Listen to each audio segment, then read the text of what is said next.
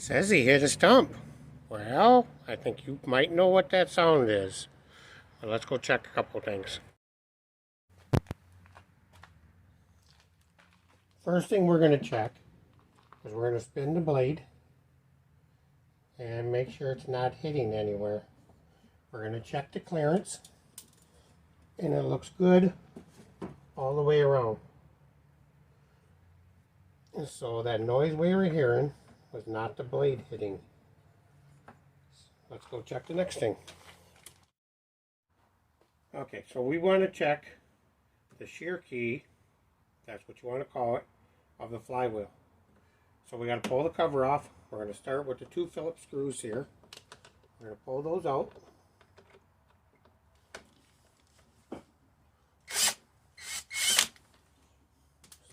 Set the screws to the side so we don't lose them.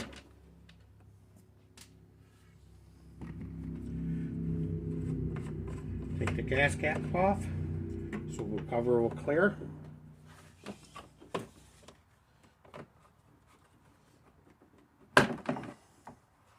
Flip that out of there. Put the gas cap back on.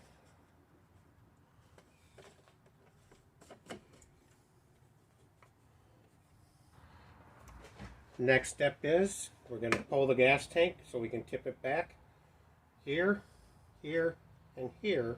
There are 3 5/16 bolts we need to pull. So we'll pull those out.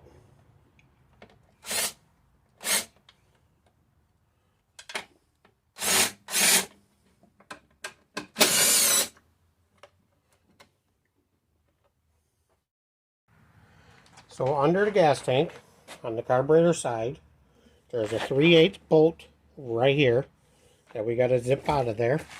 And be careful because there is a spacer underneath there that will fall out. We don't want to lose that.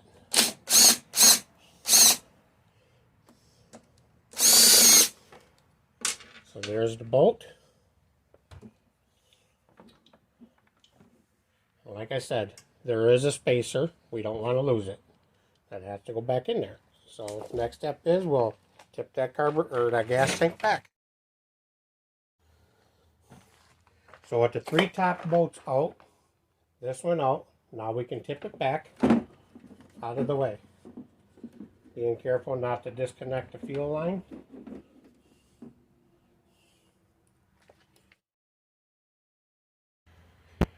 Next, we need to pull this cover off. The recoil on this cover, right in the front here. There's a 3/8 bolt here, and another 3/8 bolt here. Come to the back side, and we have a 3/8 bolt there, and another one over there that we're going to be pulling out. Like I said, we're going to zip these two out.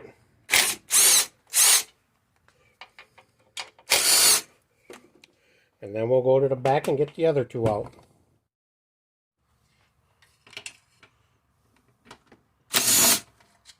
Got that one out. And that one. One more bolt for the oil tube.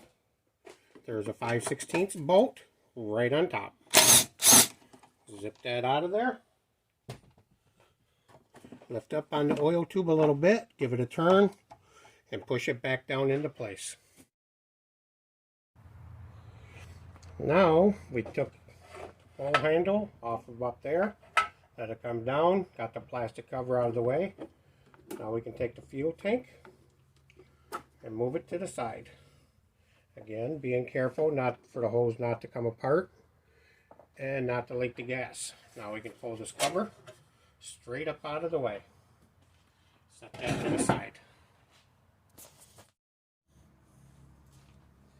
Okay, on top of the flywheel there's this cup. There's a 15/16 bolt inside. We're going to take that off.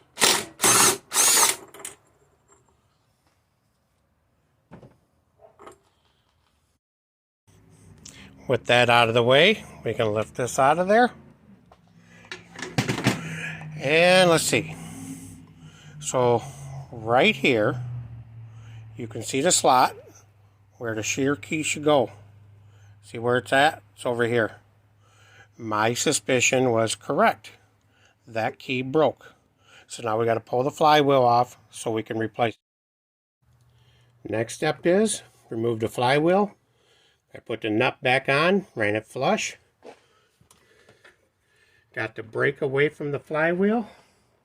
To do that, I put a pair of vice grips to hold that down.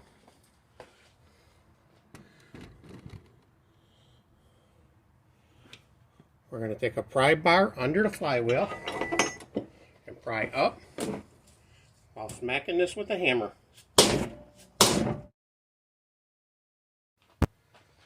After a couple or a few good whacks, it will come loose. Take this back off.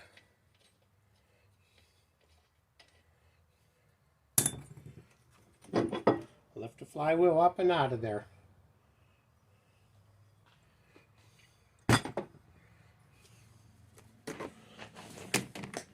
As you can see right there, it is broken. See if I can grab something to pop that up. Otherwise it's 222698S. That would actually be our Briggs and Stratton number. The 222698S. So let's get that out.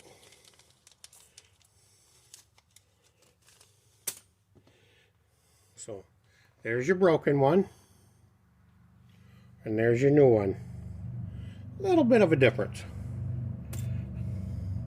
So we'll take the flywheel, we'll put it back on there. We will line that hole up with the slot. We'll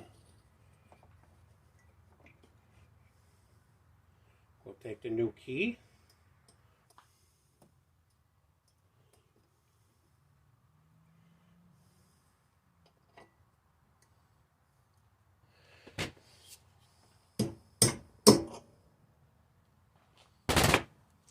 Easily tap that in there, and now you can see that everything is back to lining up. Alright, now we can take the cup, put that back on, take the nut and put it back on. As you see at the top, it's curved at the corners. It's flat on the bottom, so put the curved slots on the top. Get it started by fingers so we don't cross any threads.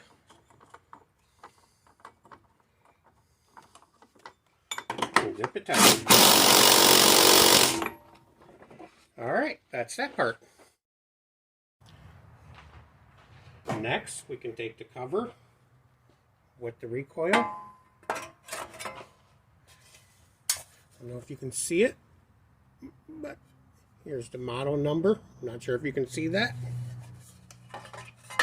On these Briggs and Strattons that have that, that is where you will find your model number.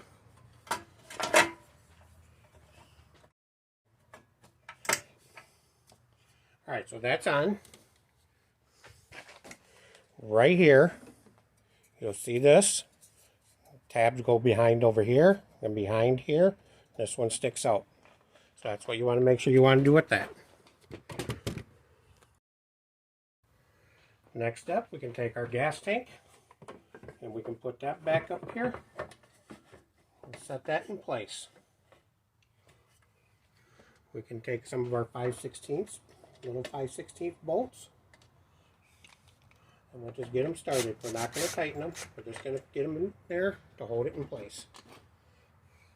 Because remember, there's that 3/8 one at the bottom, we got to get that in there too.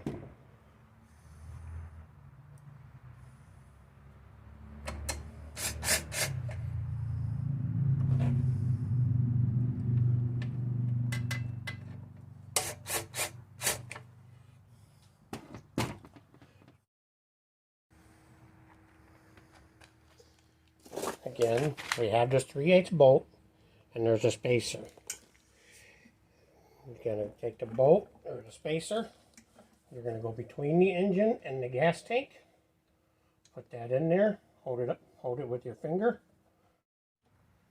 shove the bolt through, Give it a couple of wiggles to get it into place.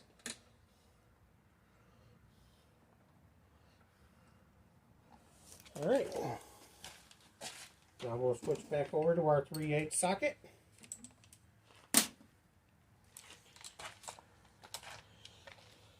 And we're going to zip it in all the way. Now we got that tight. Let's go back to the top. Alright, now we can zip these 5/16 tight.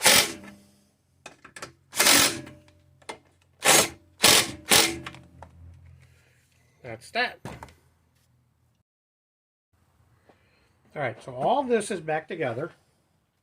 Now we can take the plastic cover, pull the recoil back through the hole here, take the gas cap off, and line this all up.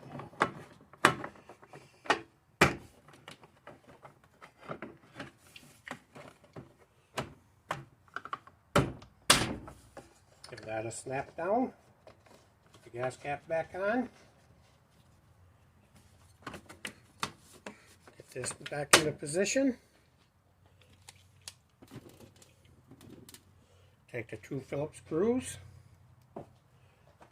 And we're going to zip those back in.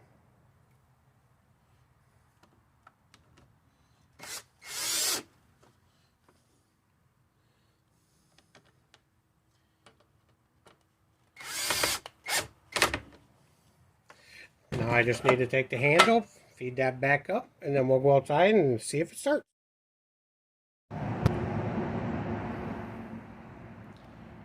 Moment of truth. Will it run? Again, they did hit a stump with this. So we'll prime it a couple of times.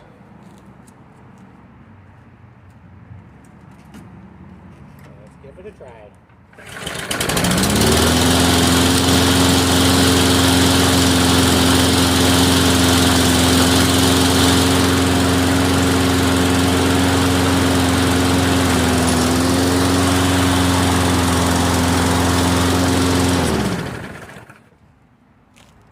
Well, there you have it.